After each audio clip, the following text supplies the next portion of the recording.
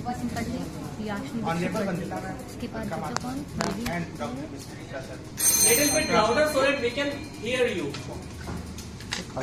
Honorable jury members, Alka Mathur ma'am, Vandita ma'am, and Nimish sir, and all teachers, and all the audience here, and my dear participants, have a very good afternoon.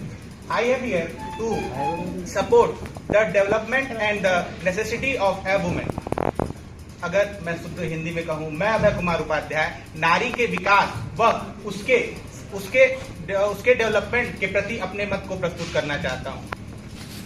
सदन की घटना को प्रणाम करते हुए मैं Prachi Singh, diploma in pharmacy की छात्रा, आप सबके समक्ष नारीवादी। उन्होंने एक और चीज बताया कि महिलाओं को आगे लाया गया, लेकिन क्या आप जानते हैं महिलाओं को आगे क्यों लाया गया?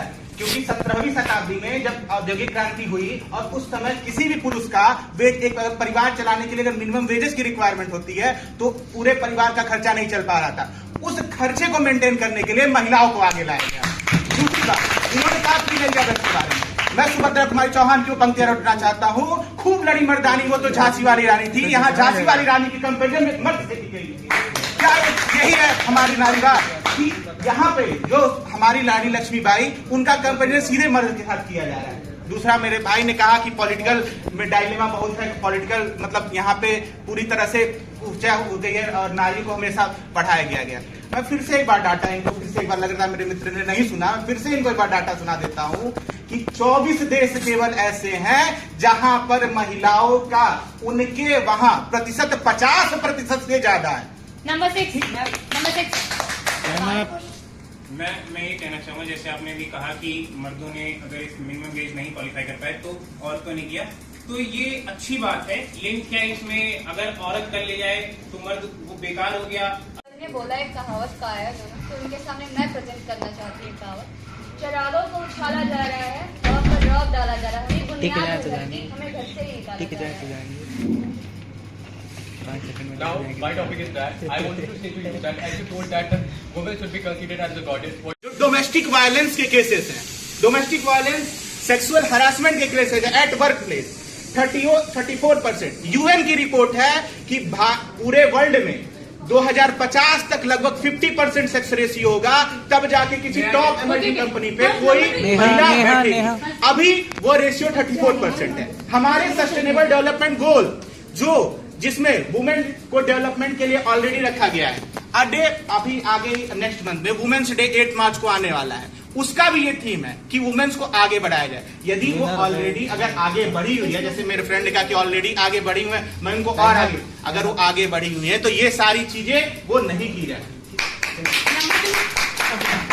तो आपको पहली बात, जगह झांसी की रानी का जो कंपैरिजन हुआ मेन से, वो आपको बहुत गलत है। आप फेमिनिज्म बोल रहे हो कि हमें इक्वालिटी चाहिए मेन के साथ, अगर कंपेयर किया जा रहा है वो गलत है। और आपने एनसीआरबी रिपोर्ट की कुछ बात कर रहे थे, तो एनसीआरबी की एक रिपोर्ट है जहां पे 74% मेन के ऊपर फेक रेप केसेस का चार्जेस लगता है। आप उसमें क्या बोलना चाहिए? Let me complete first. आपने बोला कि लड़कों को, आपने कुछ कहावत बोली थी जहां पे बोला गया था लड़कियों को बाहर निकाला जा रहा है। आप बोल रहे हो कि हमें मेन के कंपैरिजन चाहिए, हमें घर से बाहर जाने के लिए, काम करने के लिए अगर आपको बाहर निकलना पड़ रहा है तो आप बोल रहे हैं हमें घर से बाहर क्यों निकालना पड़ रहा है।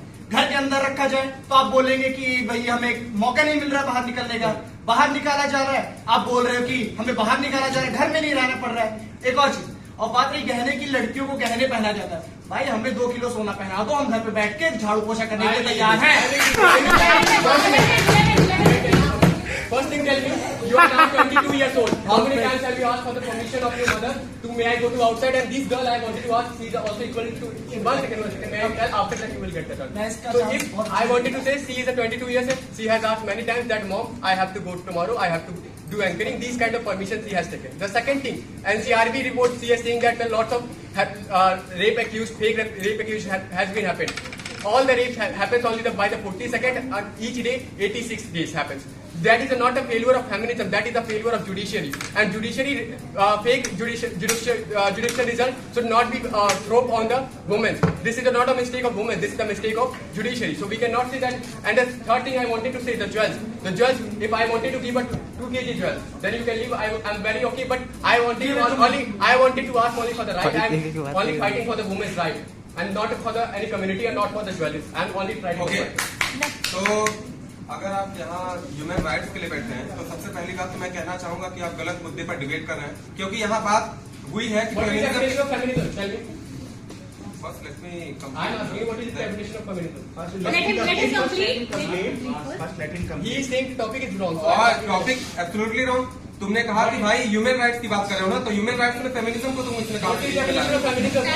Let him complete. और सुनो, फिर मैं अपने शब्द को दोहराना चाहूंगा कि अगर तुम मुझे काउंटर करोगे कि फेमिनिज्म मतलब मानवता को बढ़ावा देना है, तो फेमिनिज्म को फेमिनिज्म क्यों कह रहे हैं? फेमिनिज्म को हम ह्यूमैनिटी क्यों नहीं कह सकते? Is a positive affirmative action against the women. The Swayamnitha, the Beti Bachao Beti Padhao, one step center, and all kind of the policies are only for the policy affirmative action. And if I am saying that this is an action, go and search on the Google what is the exact definition of feminism.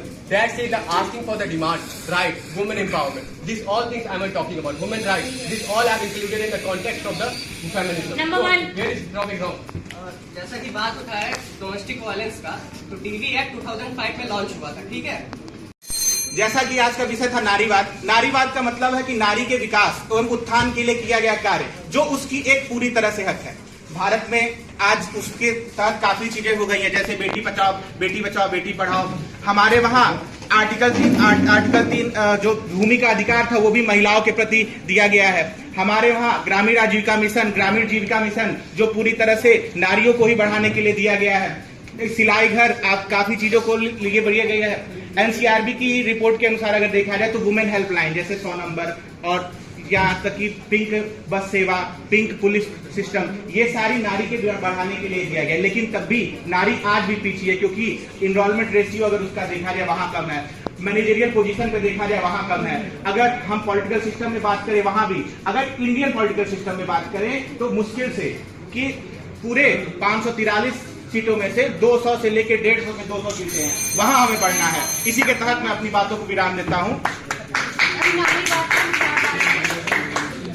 कहना चाहती हूँ, नारीवाद जो है वो महिलाओं को पुरुषों के समान, उनका वितरिक पारस्परिक जो है वो उनके समान, उनके इक्वली मिले।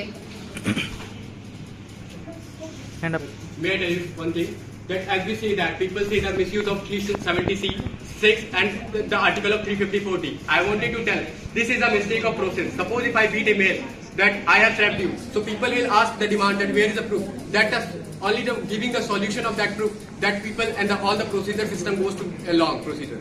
The second thing I wanted to say, the women have not a right even today that like the woman has not a right of riding a bike. Women has not a right of opportunity. The women population ratio is 48.8 and enrollment of any sector in the politician, in the legislative member of parliament, member of legislative assembly, member of legislative council, they have only 50% reservation. So where is this feminism? If we talk about the local governance election, the women's win on the name of feminism and their husband wins like they becomes a Pradhan Mantri. So this is called a feminism.